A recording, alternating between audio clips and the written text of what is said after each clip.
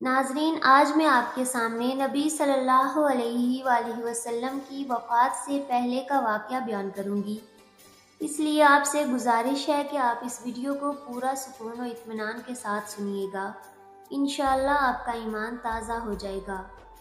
وفات سے 3 روز قبل جب کہ حضور اکرم صلی اللہ علیہ وآلہ وسلم ام المؤمنین حضرت میمونہ رضی اللہ تعالیٰ عنہ کے گھر تشریف فرما تھے، ارشاد فرمایا کہ میری بیویوں کو جمع کرو۔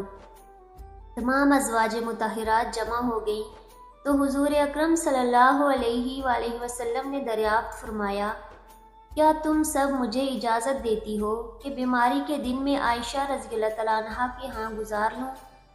سب نے کہا، اے اللہ کے رسول، آپ کو اجازت ہے۔ پھر اٹھنا چاہا لیکن اٹھ نہ پائے تو حضرت علی ابن ابی طالب اور حضرت فضل بن عباس رضی اللہ تعالیٰ عنہما آگے بڑھے اور نبی علیہ السلام کو سہارے سے اٹھا کر سیدہ میمونہ رضی اللہ تعالیٰ عنہ کے حجرے سے سیدہ عائشہ رضی اللہ تعالیٰ عنہ کے حجرے کی طرف لے جانے لگے۔ اس وقت صحابہ کرام رضی اللہ تعالیٰ عنہم نے حضور اکرم صلی اللہ علیہ وآلہ وسلم کو اس بیماری اور کمزوری کے حال میں پہلی بار دیکھا تو گھبرا کر ایک دوسرے سے پوچھنے لگے، رسول اللہ صلی اللہ علیہ وآلہ وسلم کو کیا ہوا؟ رسول اللہ صلی اللہ علیہ وآلہ وسلم کو کیا ہوا؟ چنانچہ صحابہ مسجد میں جمع ہونا شروع ہو گئے اور مسجد شریف میں ایک رش لگ گیا۔ ان حضرت صلی اللہ علیہ وآلہ وسلم کا پسینہ شدت سے بہہ رہا تھا۔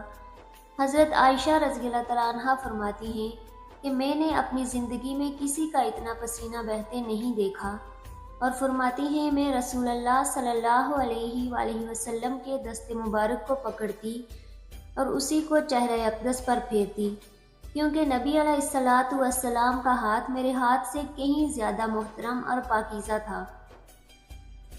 مزید فرماتی ہیں کہ حبیب خدا علیہ السلام سے بس یہی ورد سنائی دے رہا تھا، لا الہ الا اللہ، بے شک موت کی بھی اپنی سختیاں ہیں۔ اسی اثنا میں مسجد کے اندر ان حضرت صلی اللہ علیہ وآلہ وسلم کے بارے میں خوف کی وجہ سے لوگوں کا شور بڑھنے لگا۔ نبی علیہ السلام نے دریافت فرمایا، یہ کیسی آوازیں ہیں؟ عرض کیا گیا، اے اللہ کے رسول، یہ لوگ آپ کی حالت سے خوفزدہ ہیں۔ ارشاد فرمایا کہ مجھے ان کے پاس لے چلو۔ پھر اٹھنے کا ارادہ فرمایا لیکن اٹھ نہ سکے تو آپ علیہ السلام پر 7 مشکیزیں پانی کے بہائے گئے۔ تب کہیں جا کر کچھ افاقہ ہوا تو سہارے سے اٹھ کر ممبر پر لایا گیا۔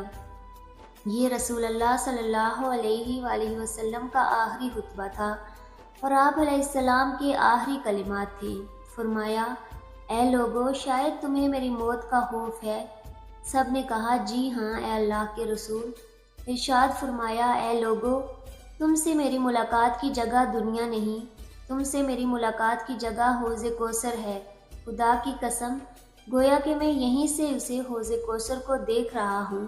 اے لوگو، مجھے تم پر تنگ دستی کا خوف نہیں، بلکہ مجھے تم پر دنیا کی فراوانی کا خوف ہے کہ تم اس کے معاملے میں ایک دوسرے سے مقابلے میں لگ جاؤ، جیسا کہ تم سے پہلے پچھلی امتوں والے لگ گئے، اور یہ دنیا تمہیں بھی ہلاک کر دے جیسا کہ انہیں ہلاک کر دیا۔ پھر مزید ارشاد فرمایا، اے لوگو، نماز کے معاملے میں اللہ سے ڈرو، اللہ سے ڈرو، نماز کے معاملے میں اللہ سے ڈرو، اللہ سے ڈرو، یعنی عہد کرو کہ نماز کی پابندی کرو گے، اور یہی بات بار بار دہراتے رہے۔ پھر فرمایا، اے لوگو، عورتوں کے معاملے میں اللہ سے ڈرو، عورتوں کے معاملے میں اللہ سے ڈرو، میں تمہیں عورتوں سے نیک سلوک کی وصیت کرتا ہوں۔ مزید فرمایا، اے لوگو، ایک بندے کو اللہ نے اختیار دیا کہ دنیا کو چن لے یا اسے چن لے جو اللہ کے پاس ہے، تو اس نے اسے پسند کیا جو اللہ کے پاس ہے۔ اس جملے سے حضور صلی اللہ علیہ وآلہ وسلم کا مقصد کوئی نہ سمجھا، حالانکہ ان کی اپنی ذات مراد تھی، جبکہ حضرت ابوبکر صدیق رضی اللہ تعالیٰ عنہ وہ تنہا شخص تھے جو اس جملے کو سمجھے اور زار و کتار رونے لگے اور بلند آواز سے گریہ کرتے ہوئے اٹھ کھڑے ہوئے اور نبی علیہ السلام کی بات قطع کر کے پکارنے لگے، اے ہمارے باپ دادا، آپ پر قربان، ہماری مائیں آپ پر قربان، ہمارے بچے آپ پر قربان، ہمارے مال و دولت آپ پر قربان۔ روتے جاتے ہیں اور یہی الفاظ کہتے جاتے ہیں۔ صحابہ کرام رضی اللہ عنہم ناگواری سے حضرت ابوبکر صدیق رضی اللہ تعالیٰ عنہ کی طرف دیکھنے لگے کہ انہوں نے نبی علیہ السلام کی بات کیسے قطع کر دی۔ اس پر نبی کریم صلی اللہ علیہ وآلہ وسلم نے حضرت ابوبکر صدیق رضی اللہ تعالیٰ عنہ کا دفاع ان الفاظ میں فرمایا: اے لوگو، ابوبکر کو چھوڑ دو کہ تم میں سے ایسا کوئی نہیں جس نے ہمارے ساتھ کوئی بھلائی کی ہو اور ہم نے اس کا بدلہ نہ دیا ہو، سوائے ابوبکر کے کہ اس کا بدلہ میں نہیں دے سکا۔ اس کا بدلہ میں نے اللہ جل شانہ پر چھوڑ دیا۔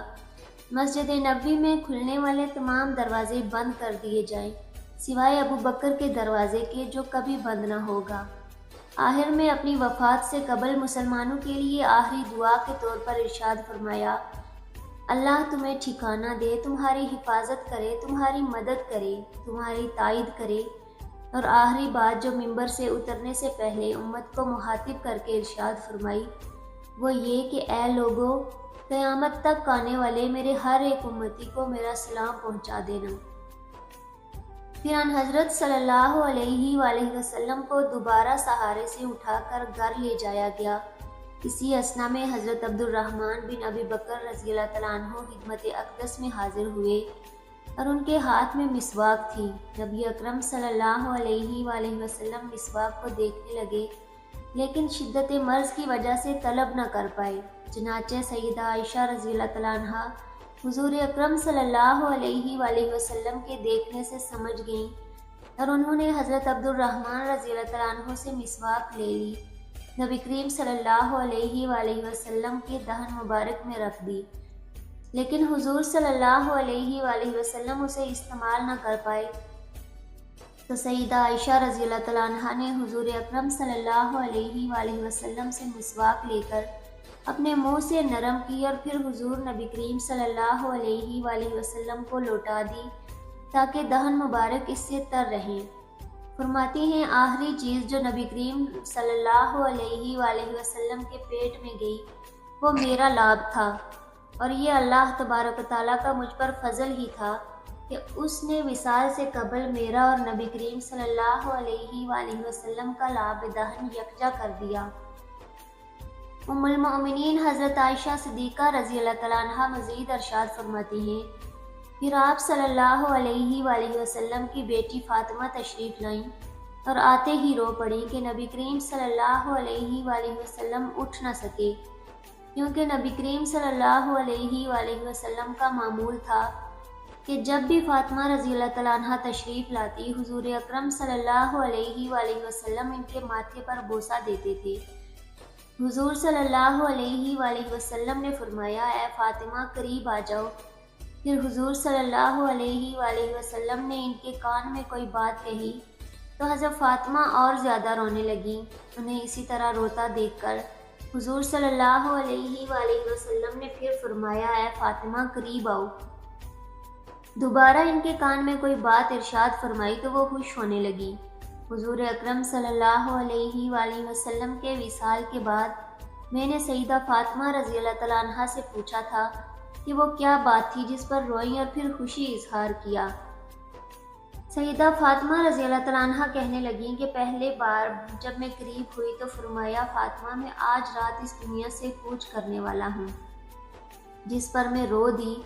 جب انہوں نے مجھے بے تحاشا روتے دیکھا تو فرمانے لگے: فاطمہ میرے اہل خانہ میں سب سے پہلے تم مجھ سے آ ملو گی، جس پر میں خوش ہو گئی۔ سیدہ عائشہ رضی اللہ تعالیٰ عنہ فرماتی ہیں پھر ان حضرت صلی اللہ علیہ وآلہ وسلم نے سب کو گھر سے باہر جانے کا حکم دے کر مجھے فرمایا: عائشہ میرے قریب آ جاؤ۔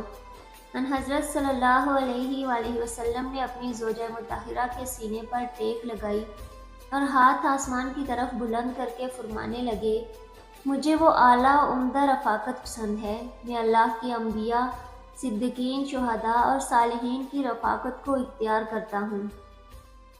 سیدہ عائشہ صدیقہ رضی اللہ تعالیٰ عنہ فرماتی ہیں میں سمجھ گئی کہ انہوں نے آخرت کو چن لیا ہے۔ جبرائیل علیہ السلام خدمت اقدس میں حاضر ہو کر گویا ہوئے: یا رسول اللہ، ملک الموت دروازے پر کھڑے شرف باریابی چاہتے ہیں۔ آپ سے پہلے انہوں نے کسی سے اجازت نہیں مانگی۔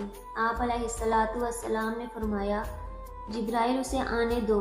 ملک الموت نبی کریم صلی اللہ علیہ وآلہ وسلم کے گھر میں داخل ہوئے اور کہا، السلام علیکہ یا رسول اللہ، مجھے اللہ نے آپ کی چاہت جاننے کے لیے بھیجا ہے۔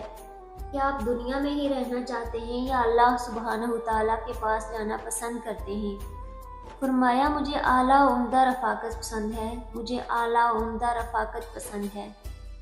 ملک الموت ان حضرت صلی اللہ علیہ وآلہ وسلم کے سرہانے کھڑے ہوئے اور کہنے لگے، اے پاکیزہ روح، اے محمد بن عبداللہ کی روح، اللہ کی رضا و خوشنودی کی طرف روانہ ہو۔ راضی ہو جانے والے پروردگار کی طرف غضبناک نہیں، جو غضبناک نہیں۔ سیدہ عائشہ رضی اللہ تعالیٰ عنہ فرماتی ہیں، پھر نبی کریم صلی اللہ علیہ وآلہ وسلم ہاتھ نیچے اڑ رہا اور سر مبارک میرے سینے پر باری ہونے لگا۔ میں سمجھ گئی کہ ان حضرت صلی اللہ علیہ وآلہ وسلم کا وصال ہو گیا۔ مجھے اور تو کچھ سمجھ نہیں آیا، سو میں اپنے حجرے سے نکلی اور مسجد کی طرف کا دروازہ کھول کر کہا، رسول اللہ کا وصال ہو گیا۔ مسجد آہوں اور نالوں سے گونجنے لگی۔ ادھر علی کرم اللہ وجہہ جہاں کھڑے تھے وہیں بیٹھ گئے، پھر ہلنے کی طاقت تک نہ رہی۔ ادھر عثمان بن عفان رضی اللہ تعالیٰ عنہ معصوم بچوں کی طرح ہاتھ ملنے لگے اور سیدنا عمر رضی اللہ تعالیٰ عنہ تلوار بلند کر کے کہنے لگے، خبردار، جو کسی نے کہا رسول اللہ صلی اللہ علیہ وآلہ وسلم وفات پا گئے ہیں، میں ایسے شخص کی گردن اڑا دوں گا۔ میرے آقا تو اللہ تعالیٰ سے ملاقات کرنے گئے ہیں، جیسے موسیٰ علیہ السلام اپنے رب سے ملاقات کو گئے تھے۔ وہ لوٹ آئیں گے، بہت جلد لوٹ آئیں گے۔ اب جو وفات کی خبر اڑائے گا میں اسے قتل کر ڈالوں گا۔ اس موقع پر سب زیادہ ضبط برداشت اور صبر کرنے والی شخصیت سیدنا ابو بکر صدیق رضی اللہ تعالیٰ عنہ کی تھی۔ آپ حجرہ نبوی میں داخل ہوئے، رحمت دو عالم صلی اللہ علیہ وآلہ وسلم کے سینہ مبارک پر سر رکھ کر رو دیے، کہہ رہے تھے، ہائے میرے پیارے دوست، ہائے میرا مخلص ساتھی، ہائے میرا محبوب، ہائے میرا نبی۔ پھر ان حضرت صلی اللہ علیہ وآلہ وسلم کے ماتھے پر بوسہ دیا اور کہا، یا رسول اللہ، آپ پاکیزہ جے اور پاکیزہ ہی دنیا سے رخصت ہوئے۔